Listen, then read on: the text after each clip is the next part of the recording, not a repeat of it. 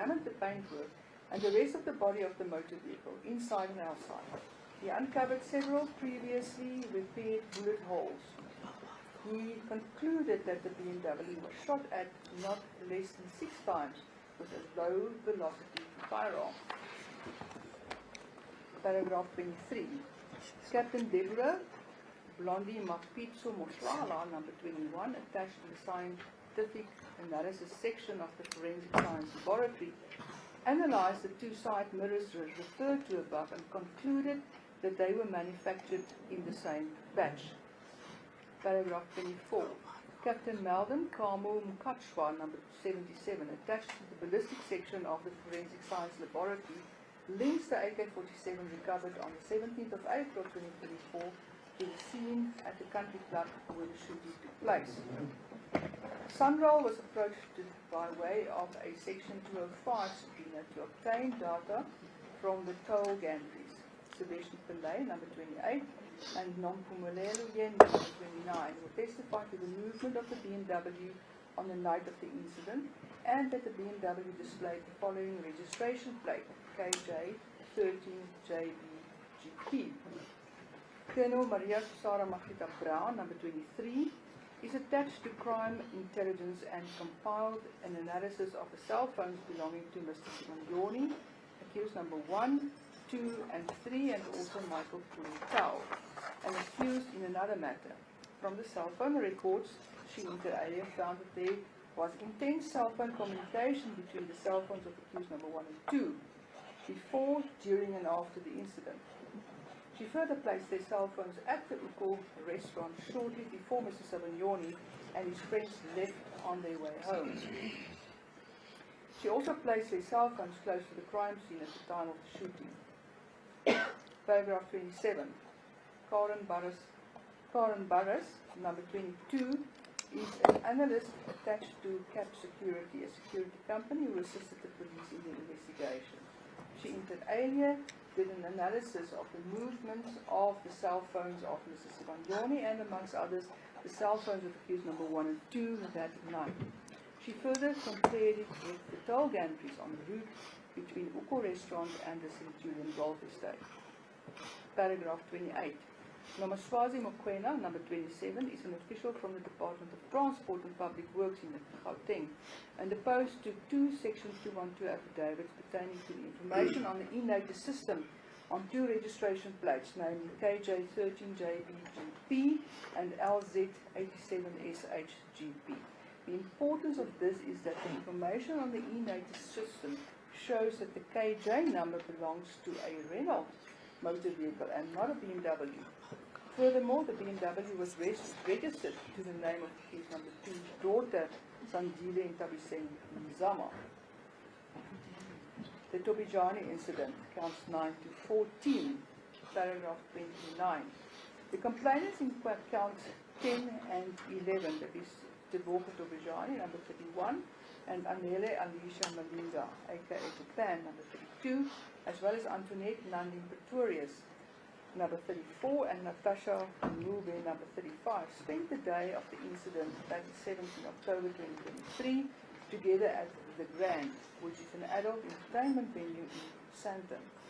They left the place shortly before 1800 hours that evening and drove to Morningside Shopping Centre, not far from there. They spent the rest of the evening at the Signature Restaurant until around 2200 hours. When Ms. Tobijani phoned her driver, Mr. Kumbulani Mube, number 33, the complainant in count 12, to pick them up. Ms. Tobijani and Ms. Malinga were together in the black wrapped BMW, driven by Mr. Mube, and the other 2 witnesses were in Ms. Victoria's Audi when they left the restaurant. Ms. Victorious will testify that she was aware of her WV Caddy behind them at that stage. Paragraph 32. They stopped at the red traffic light at the corner of Bryanston and Walton Drive shortly after 2200 hours that evening. Ms. Pretorius will further testify that the Volkswagen Caddy came past her car, and when it was parallel with the BMW of Ms. Tobijani, the occupants started firing shots at the BMW. She noticed a long gun protruding from the front passenger side of the caddy. Paragraph 33. Ms. Malina was seriously injured during the shooting incident and was rushed to hospital. She, and this is now in brackets, was left severely handicapped after this incident because of the injuries and walks today with great difficulty. Paragraph 34. Mr. Ngube, upon a request from the police, took the motor vehicle back to the scene after the shooting later that night, where the police photographer, Warrant Officer Mashakeni, that is number 37, took photos of the crime scene. Paragraph 35. Sergeant Matinya Jeffrey Macheru, number 36, was the first investigating officer. During his investigation, he obtained video footage from the Morningside Shopping Centre. This video footage will be presented in terms of Section 15, read for Section 14 of the Electronic Communications and Transactions Act, number 25 of 2002. This footage shows the arrival of the complainant and her friends at the shopping centre at around 5:45 on the 17th of October 2023 and proceeding to signature. It also shows the arrival of a silver VW Caddy with registration number HV24DXGP almost immediately after they entered the basement parking lot, and two males excited the Caddy. These two men are then seen over the next few hours loitering around the inside and outside of the shopping centre with no apparent purpose. The state alleges that one of these males were accused number 1. Paragraph 36. Sergeant Macheru further discovered that one of these males bought airtime at Woolworths early that evening. This was followed up, and the voucher number for the airtime is linked to a phone number that called Carol Macatini. Paragraph 38 deals with that below. The night of the incident, the SIM card was later placed into a cell phone handset which was seized in a Mercedes-Benz Viana on the 17th of April 2024. Accused 1 and Michael Puletau were arrested in this vehicle. As a result of this arrest, Tau is currently accused number 1 in a murder case that will be set down for trial due to commence on the 26th of October 2026. Musa Kekana and Tia Floyd Mabusela, accused number 1 and 2, are respectively accused 2 and 3 in that matter. Paragraph 37. The registration number of the Volkswagen Caddy referred to above was picked up on the license plate recognition cameras, that is LPR cameras, earlier that day near the Grand, but also at the corner of Bryanston and Walton Drive at the time of the shooting. Paragraph 38. Upon further investigation, it was found that the Volkswagen Caddy was fitted with a false number plate. This registration plate was found to be registered with another Volkswagen Caddy belonging to a Sabelo Menzin Yandu, number 39. Paragraph 39. The bullet core that caused the injuries to Ms. Malina was surgically retrieved and sent for forensic analysis. It was identified by Warrant Officer Impo Winnie Josephina Manamela, number 41, as part of a 7.62 caliber, that is an AK-47 rifle. Paragraph 40. Nompumelelo Carol Macatini, number 38, is the former girlfriend of accused number 1. And she confirms that she was in telephonic contact with accused 1 the night of the incident. She further pointed him out in the video footage at Morningside Shopping Centre when it was shown to her. Paragraph 41. Ms. Tobijani made another statement after the incident in which she pointed out that she and accused number 3 were in a relationship sometime before the incident, but that it came to an acrimonious end.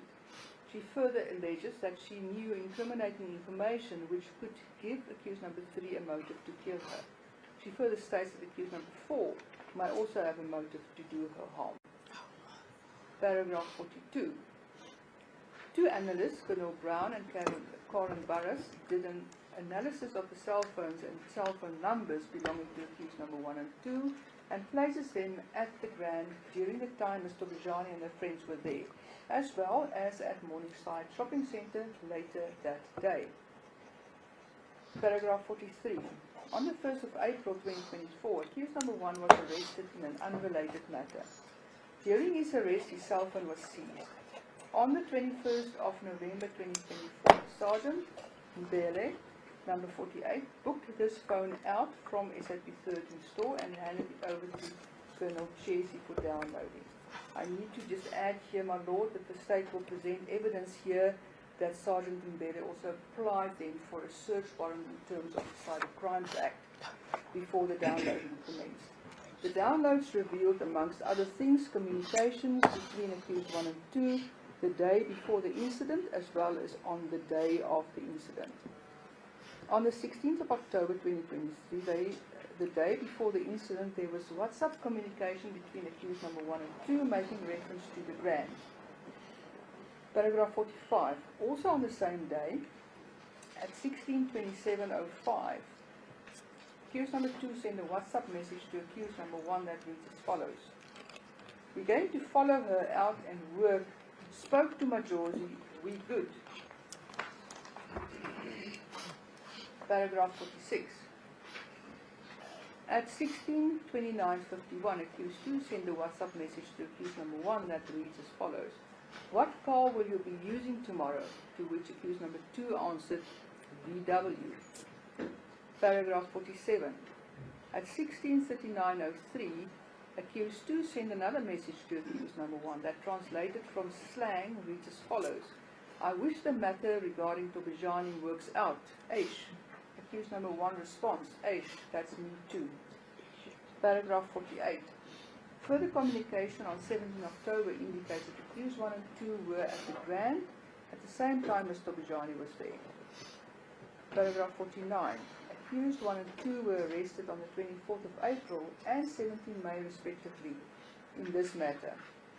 They appeared in court from time to time. The matter was unfortunately withdrawn at some stage due to a delay in the investigation. Paragraph 50. In March 2025, they were placed back on the roll by way of a J175 summons. They are therefore on warning in this matter but in custody on another matter. Paragraph 51. On 14 May 2025, accused 3 was arrested. 52. His bail application commenced in September 2025. This date is significant, which will become apparent in the discussion of the money laundering and fraud charges below. Under the heading then, the Tobijani incident relating to the money laundering and fraud charges, count 15 to 18, paragraph 53.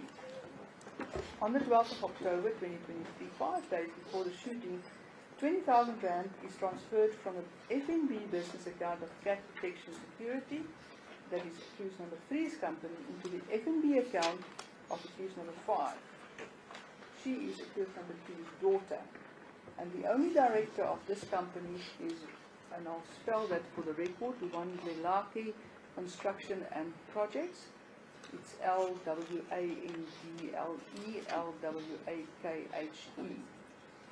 Paragraph 54.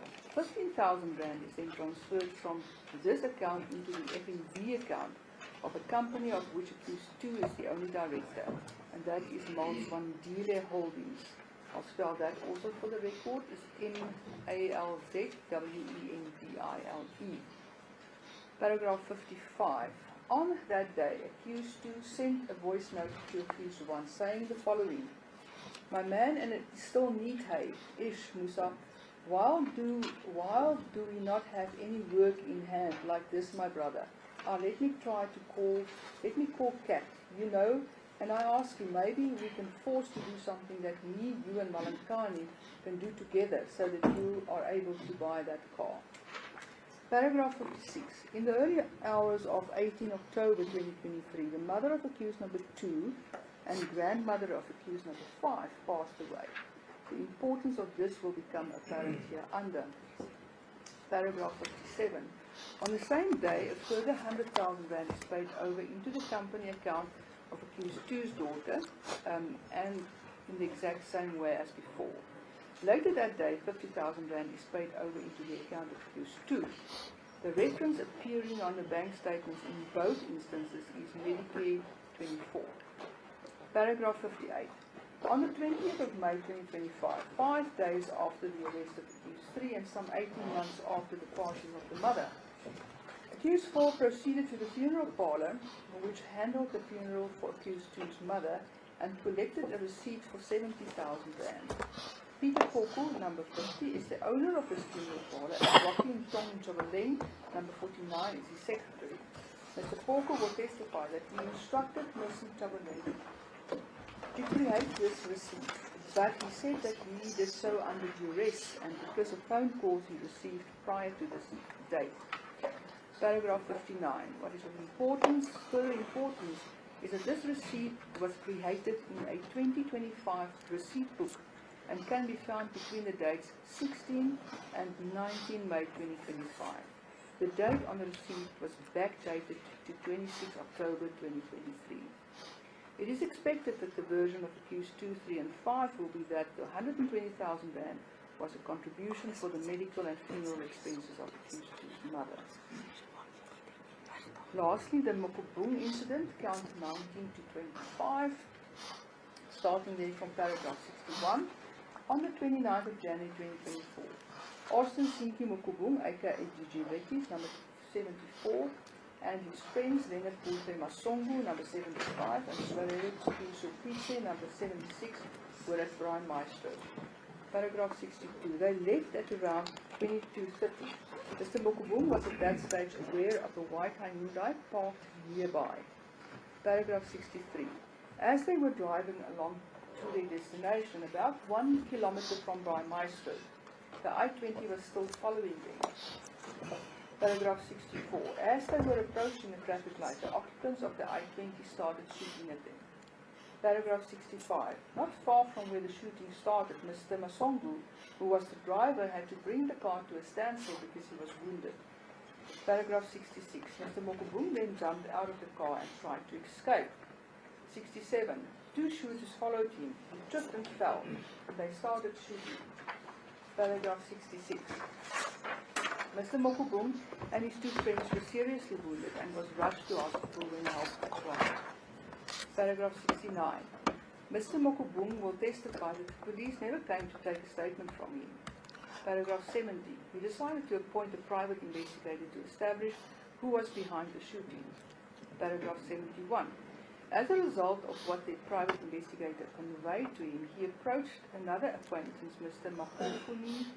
Mufuni Zechariah Mutusi Shungwani, number 79, to arrange a meeting with accused number 3, who he knew before.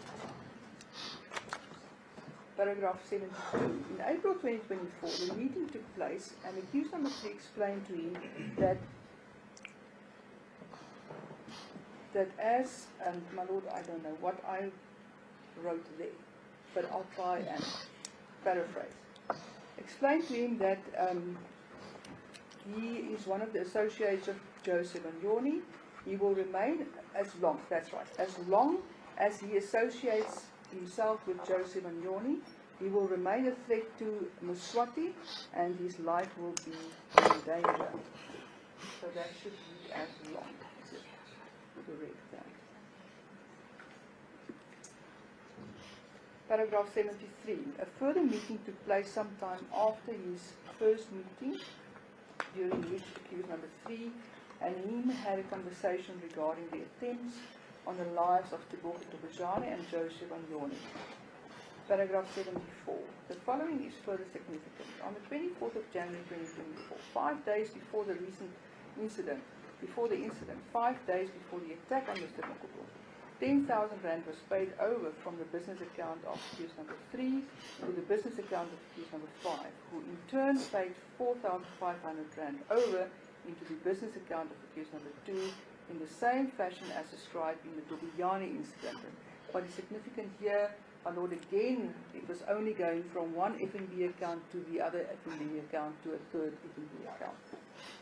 Paragraph 75. From an analysis of the cell phone data of accused number 1 and 2, their cell phones are placed near Brian Maestro and near the scene of crime on the 29th of January 2024. Paragraph 76. Further, one of the firearms seized at the residence of accused number 1 was also ballistically linked to the crime scene relevant here. Paragraph 77. Significantly, the original police docket curiously disappeared after the incident. When the current team tried to trace the docket because of the firearm linkages with the crime scene, that docket was nowhere to be found, and they had to reconstruct the docket. It was only then, in June 2025, that statements from the complainants were obtained. Now, finally, my lord, I'm going to refer to the arrest of accused number 1 and 2 because it is quite relevant. Paragraph 78. Accused 1 and 2 were arrested on the 17th of April 2025 by Captain Pini Alfred Sekobela, number 86 on the list, and Captain Thomas Tutsetsi, number 87, with the assistance of Christian Frederick Shepard, number 88, from a private security company. Paragraph 79. This arrest led the police to accused number 1's address at number 34Q, 5th Road in Q, Ramley, where a white Hyundai i20 was discovered with 3 firearms in a carry bag behind the driver's seat. The 3 firearms were 1 AK-47 and 2 pistols, and one of which the serial number was scratched out. This pistol was forensically linked to the crime scene in the Mokibung incident. As already stated, the AK-47 was forensically linked to the crime scene in the Southern Yoni incident. Accused 1's fingerprints were also found on the white Hyundai i20.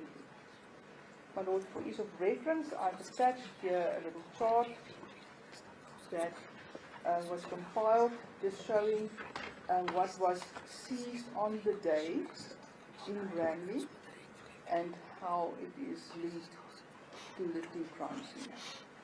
Well, that concludes the summary of the case. Of course, I don't believe that it is a complete summary, but at least it's an outline.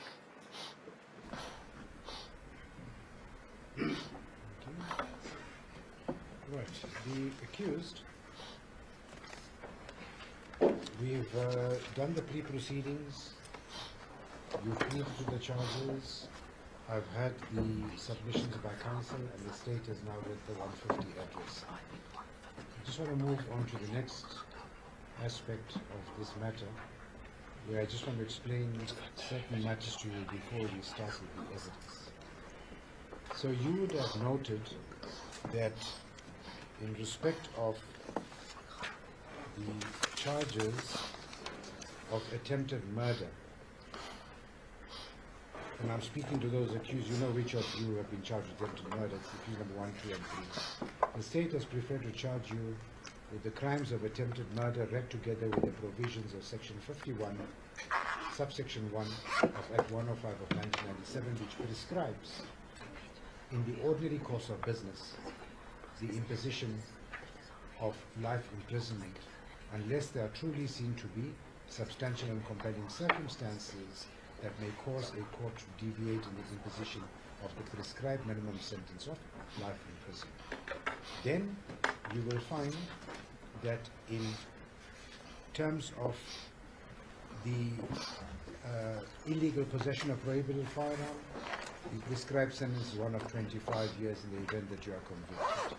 Illegal possession of ammunition, the state has preferred to charge you together with the provisions of section 51, subsection 2 of Act 105 of 1997, which prescribes in the ordinary course of business a minimum sentence of 15 years imprisonment unless there are truly seen to be substantial and compelling circumstances that may cause a court to deviate in the imposition of the prescribed minimum sentence of 15 years imprisonment.